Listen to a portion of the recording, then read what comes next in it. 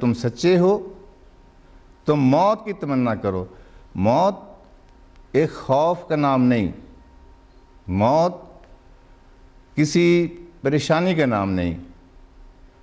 کربلا معلیٰ میں جب امام حسین علیہ السلام کا قافلہ داخل ہو رہا تھا تو آپ کا ایک گھوڑا رکا، پھر آپ دوسرے پر تشریف لائے، وہ بھی رک گیا، تیسرے پر بیٹھے وہ بھی رکا، چوتھے پر بیٹھے وہ بھی رکا، پانچویں پر بیٹھے وہ بھی رکا، حتیٰ کہ 9 گھوڑے بدلے۔ اور جب السلام علیکم السلام علیکم صاحب میں علی کر رہا ہوں جی جی فرمائیے بھائی۔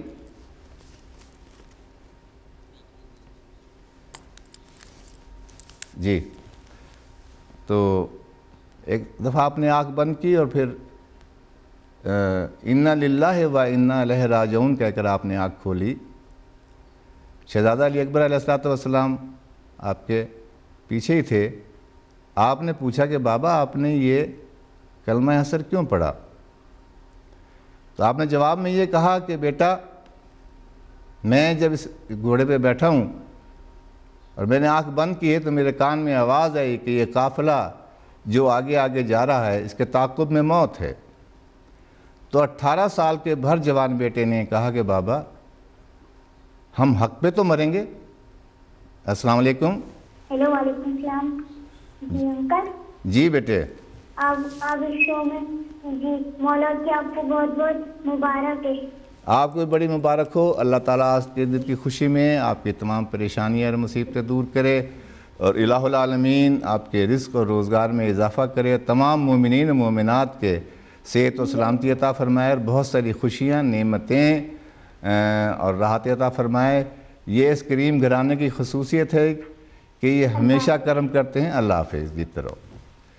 جی تو آپ نے فرمایا کہ بیٹا یقیناً حق کی موت پہ ہیں اور حق کی موت مریں گے۔ تو اس بھر جوان بیٹے نے پھر یہ کہا کہ بابا پھر موت سے کیا ڈرنا، موت تو شہد سے زیادہ میٹھی ہے، اور مومن کی معراج موت ہی ہے کہ جہاں وہ اپنی زندگی کا سارا جو کچھ اس نے کیا ہوتا ہے اس کے چہرے پر نمودار ہو جاتا ہے۔ تو یہ جتنے بھی ہماری پریشانیاں اور جتنے بھی ہمارے مسائل اور جتنے بھی ہماری فکرات ہیں وہ ساری دنیا کے لیے ہیں۔ ہم میں سے یہ کوئی فکر مند نہیں ہوتا کہ میرا یہاں سے جانے کے بعد جو زندگی ہے اس کے لیے میں نے کیا زادرہ اکٹھا کیا ہے۔ اگر السلام علیکم اگر ہمارے پاس اس زندگی کے لیے کوئی چیز بھی نہیں ہوگی تو ہم کیسے رہیں گے؟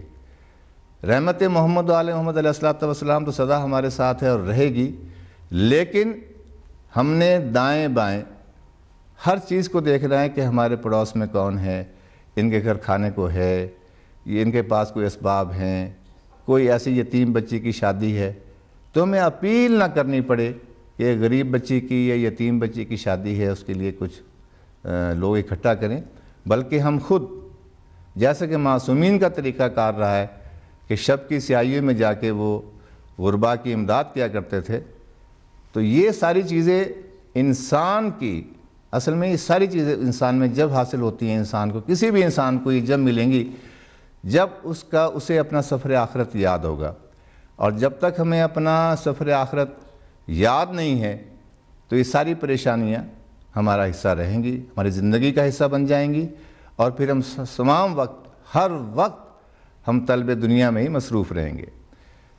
ائمہ معصومین علیہ السلام کی زندگی، انبیاء علیہ السلام کی زندگی، جیسا کہ میں گزشتہ پروگرام میں بھی عرض کر رہا تھا کہ جب جناب ابراہیم علیہ السلام کو آگ میں جلایا جا رہا تھا تو ایک ہدہد ایک پرندے کو ملا اور اس نے پوچھا کہ آج حضرت ابراہیم علیہ السلام کو آگ میں جلانا تھا تو سناؤ کیا حال ہے وہاں کا، کیا تم ادھر سے آ رہے ہو؟ کہنے لگا آگ کا نہ پوچھ، آگ تو اس قدر ہے کہ بڑی مشکل سے جلتے جلتے بچا ہوں، لیکن آپ کیوں پوچھ رہی ہو؟ تو اس ہدہد نے جواب میں یہ کہا کہ میں اس لیے پوچھ رہی ہوں کہ میں یہ چاہتی ہوں، میں نے اس اپنی چونچ میں یہ پانی بھر رکھا ہے اور میں اس سے اس آگ کو بجھاؤں گی۔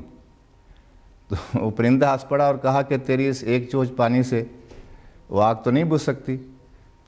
لیکن اس ہدہد نے پھر اسے یہ جواب دیا کہ نہ بجھے، لیکن میں نے ایک نیک کام میں حصہ تو لے لیا۔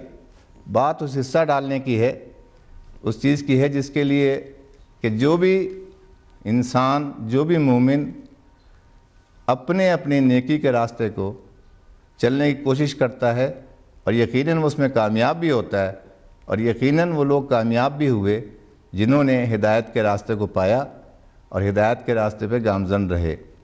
ہم یہ دیکھتے ہیں کہ ہمارے جتنے بھی ائمہ اکرام، السلام علیکم، السلام علیکم جی، تو جتنے بھی یہ معصومین کا سلسلہ ہے، جن پہ ان کی زندگیوں میں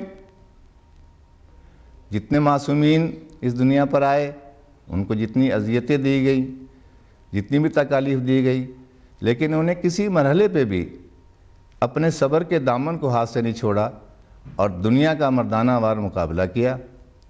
مولائے کائنات کی حکومت، جس کا سلسلہ 4 سال 6 ماہ ہے، اس میں بے شمار جنگیں ہوئیں، مولا کے ساتھ ہر قدم پہ جنگ لڑی گئی۔ جنگ صفین تک یہ سلسلہ پہنچا، جنگ نہروان تک یہ پہنچا، جنگ جمل تک یہ پہنچا، لیکن کہیں پر بھی وارث اسلام کے جمی پہ کوئی شکن نہیں آئی، زمانے میں کوئی شکوہ نہیں کیا۔ ہاں، آپ نے یہ ضرور کہا کہ جو حق پہ ہیں، جو سچے ہیں، وہ میرا ساتھ یقیناً دیں گے، اس میں پریشانی کی کوئی بات نہیں ہوتی۔ تو ہم اس روحانی مسائل کے سلسلے میں اپنے تمام مومنین سے یہ گزارش کریں گے کہ جب بھی کوئی پریشانی آئے، اتنے ہی شکر کے سجدے زیادہ کریں، اتنی ہی زیادہ نماز کی پابندی کریں، اتنے ہی احسن طریقے سے جو بھی آپ کے اعمال صالح ہیں ان کو بجا لائیں، اور اس پریشانی کے مرحلوں میں جتنا بھی السلام علیکم جی ہیلو، السلام علیکم۔